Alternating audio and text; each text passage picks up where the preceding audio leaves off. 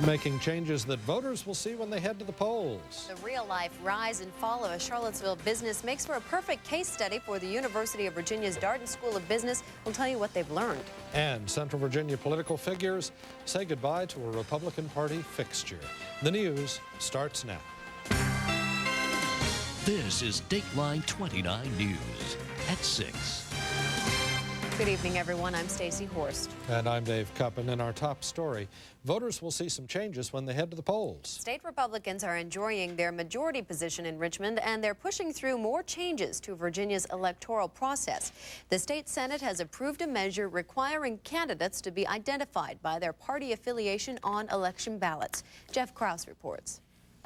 Currently in Virginia, only presidential candidates have their party affiliation noted on the election ballot. But Republicans want it listed for every candidate. We want a very informed electorate. We don't want them necessarily cast their vote based on any one particular item, but I believe that this, in fact, does help to provide for an informed electorate. As a matter of fact, we're the only state in the nation that doesn't allow for some sort of ballot ID. But others feel the party listing will carry too much weight with voters. And I think it also makes the general public a little bit lazy. Those people who align themselves with one party or another, rather than look at the qualifications of the candidate or what the candidate may or may be not able to do in representing them, they simply become lazy and vote for party labels. I believe it is imperative, Mr. President, that we all recognize how important it is for all voters to engage in the process of learning who the candidates are and in learning about the beliefs and policies which they support. The Senate passed the measure by one vote. In Richmond, Jeff Krause, Dateline 29 News. The co-founders of Albemarle-based Value America have given up all leadership roles in the company they started 3 years ago. Craig Wynn and Rex Katina resigned from Value America's board of directors last week. Amanda Martin tells us what industry watchers say about the future of the internet company today. Founders resigning, falling stock prices, and a massive layoff would have meant death for many companies before the internet. The internet right now is very much like the Oklahoma land rush. People right now on the web are being judged about how aggressive they are. And web watchers say success is not necessarily about making money. It's about selling your story for the future. And one of the things that we're very proud of at Value America is the relationships we've put together. I think Value America had an interesting business model. It was innovative, and Craig Wynn was certainly a visionary, is certainly a visionary. And however, now it looks a little bit like the experiment didn't quite work. But that doesn't mean the ship is sunk. Welcome to class. UVA's Darden School of Business has been studying Value America. That's what makes it a fascinating case study, because here's a company that was still lots of management resources, lots of money, and they're participating in a fast growth industry. So can they pick up the pieces and put it together again? A second chance only allowed in today's fast-paced.com world. In Albemarle County, Amanda Martin, Dateline 29 News. Albemarle County Police are investigating a rash of burglaries at construction sites. In the past 3 months, contractors have lost almost $100,000 worth of equipment to theft. Kristen Jackson has the latest. Months of hard work have gone into building this new home in Albemarle County. But last week, all of the sawing, nailing, and hammering here came to a sudden stop. Someone broke into this site, stealing several $1,000s worth of equipment. It definitely made us angry that morning. It's one of those things you feel really invaded.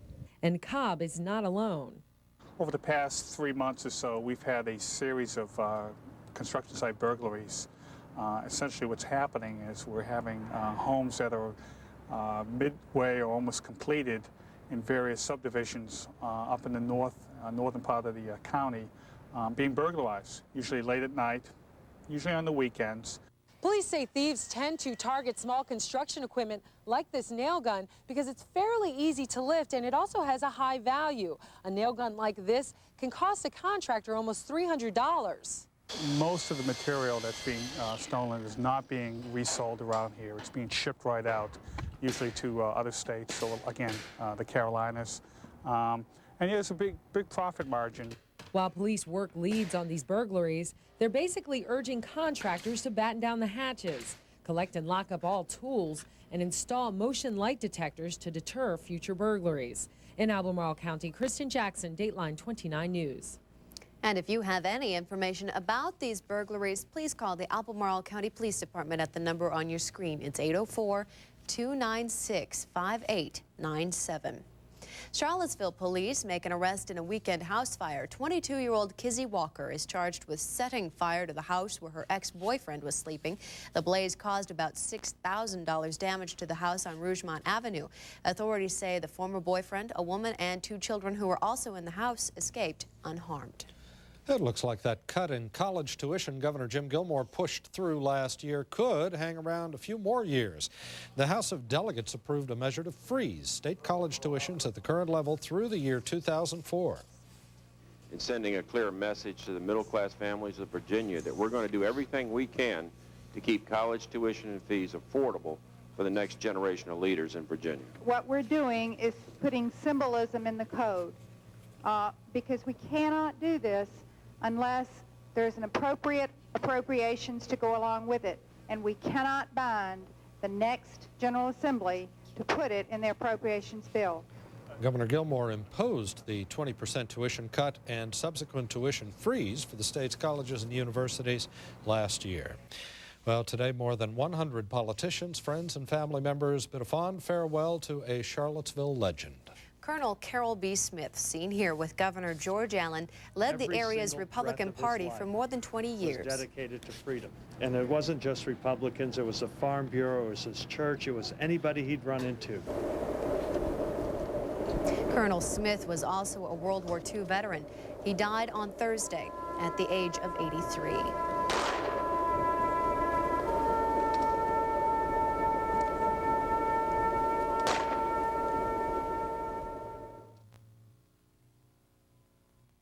Everywhere. In a while. Just remarkable. I mean, you can just keep them coming like this in February. That's right. Well, let's check in with Robert and see if any more are in the pipeline. Bert, are they?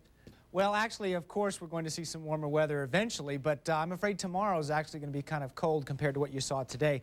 Mid-50s in February are always welcome. Right now, we've got a pretty quiet weather pattern across the United States. If you look right here, though, you see a few clouds up to the north, Pennsylvania, West Virginia, maybe coming on down into central Virginia. These clouds are associated with a pretty weak cold front, and as that cold front works its way across the mid-Atlantic, it's not expected to do much for us except bring a few clouds tonight and cool our temperatures off noticeably by tomorrow.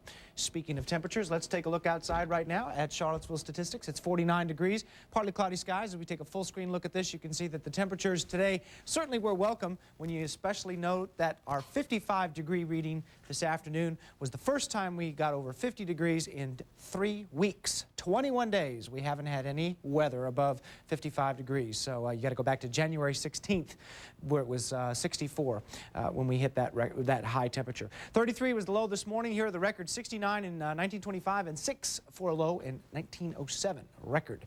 In the valley, 49 degrees, 40% humidity, north winds. Also about 3 weeks since the valley's seen temperatures above 50 today. The high in the Shenandoah Valley was 54. 30.12 for the barometer reading. Weather watchers today, as you can see there, those 50s for Augusta County. Waynesboro at 50, 54 in Stanton.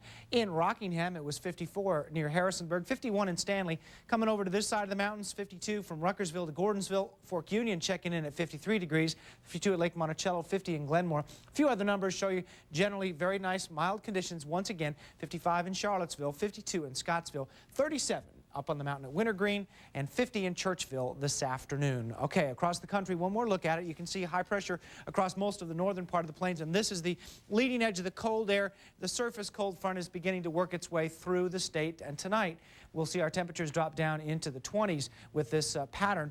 Not quite as cold as it certainly could be, though, but the colder temperatures are right behind this cold front. So tomorrow, folks, these cold temps are going to swing on in. Where it was 54 today, it's only going to be in the upper 30s to around 40 degrees tomorrow. So don't get used to this warm snap. It will be gone by tomorrow afternoon. Starting with the temperatures in the morning when you wake up, what little snow is left will certainly help cool things down, but we got a good melt on that today.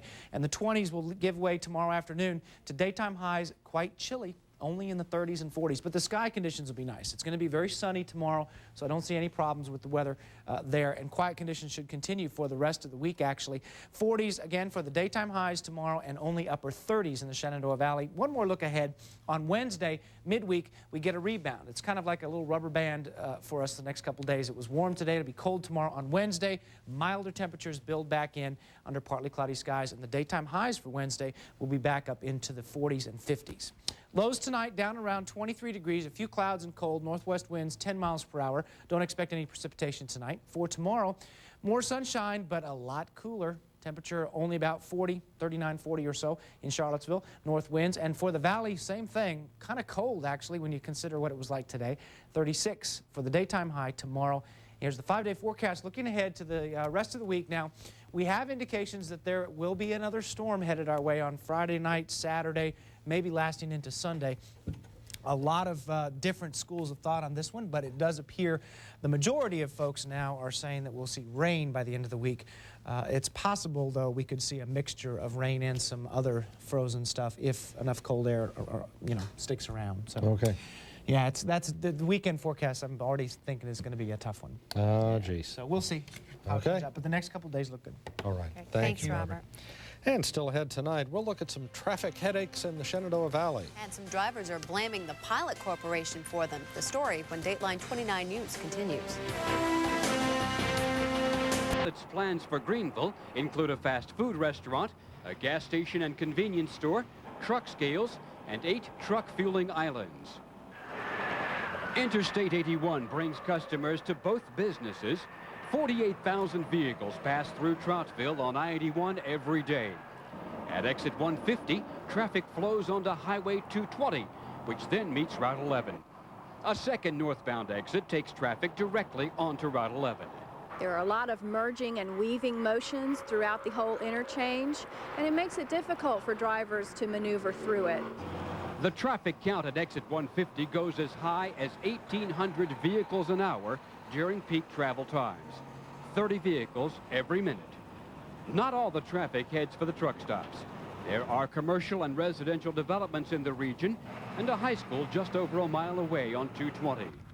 The survey work is beginning under a $6 million VDOT contract to design a plan to expand 5 miles of I-81 to 8 lanes and to completely redesign exit 150. If you spend $6 million designing a project, what does it cost to carry it out? VDOT says it will spend $10 million on right-of-way and moving utilities. Construction itself will cost almost $59 million. That brings the total bill for the fix here on exit 150 to $75.25 million. We're still looking at 5 years or so before construction can take place. In Charlottesville, Gary Smith, Dateline 29 News. And tomorrow night at 6, in the second part of this report, we'll look at the impact of the VDOT plan, and we'll get more on Pilot's drive for expansion. Coming up next, the Cavalier women's hoop squad is in action tonight. They're looking for their 10th conference win against UNC. John Havey has a preview, plus Deion Sanders talks about his future in football. Sports is next.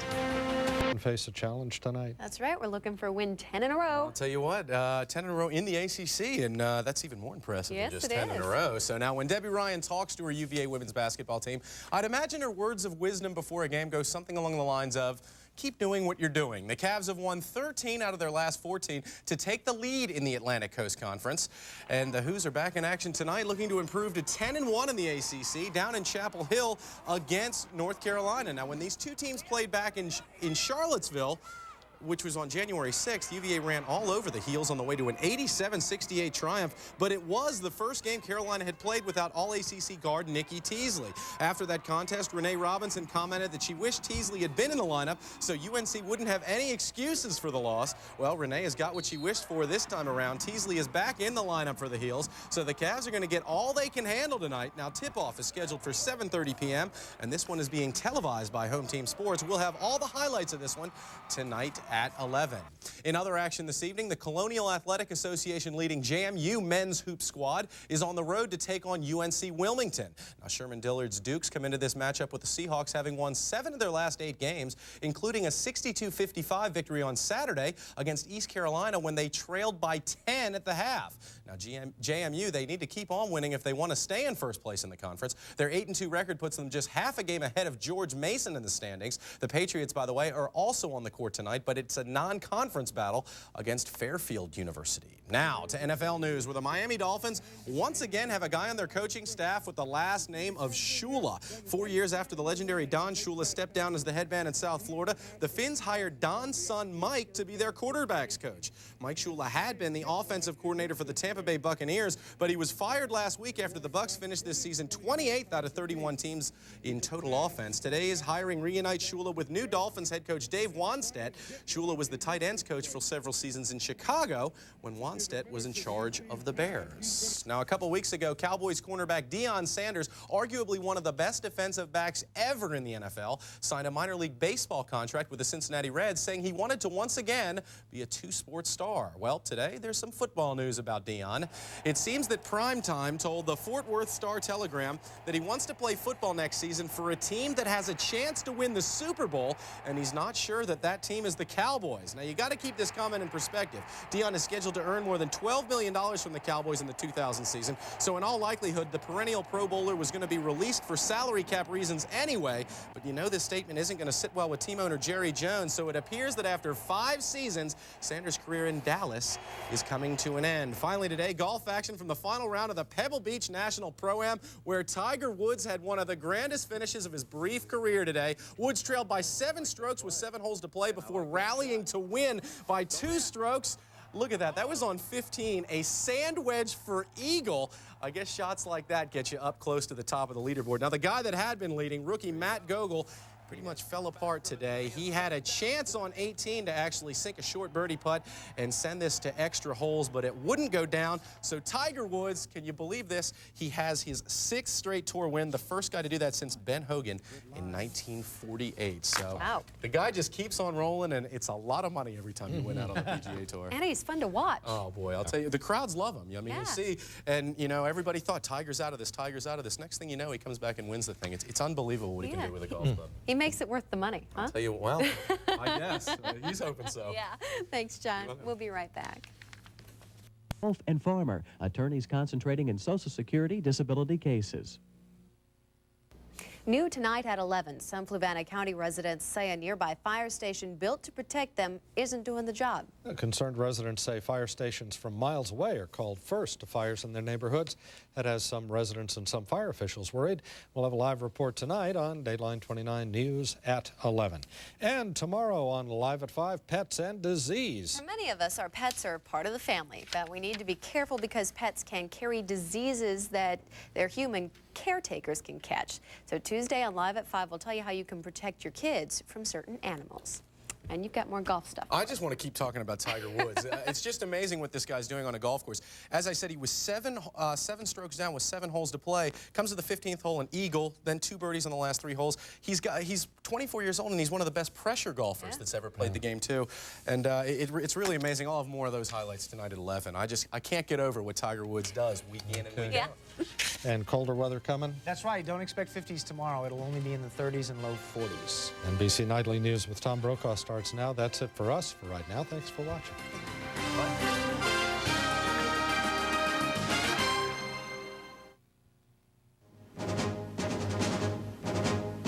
One-on-one. Bush and McCain, a fight to the finish. New charges about truth and trust. In depth tonight, Hillary, First Lady, now Senate candidate, reworking her image. Why many women don't like her. Standoff, a frightening new hijack drama, a plane full of passengers hopscotching the globe. And our Lifeline series, Women's Health, amazing claims, many questions about a popular supplement. Can it really cure depression? From NBC News World Headquarters in New York, this is NBC Nightly News with Tom Brokaw. Good evening. The race for the Republican presidential nomination will all but certainly be decided in the next 30 days ending with Super Tuesday, March 7th, when more than a third of the convention delegates will be chosen. And tonight, it is clear that George Bush and John McCain have dropped any pretense of a friendly fight. Following McCain's big win in New Hampshire and with South Carolina now less than 2 weeks away, Governor George Bush has come out swinging. Here's NBC's David Bloom.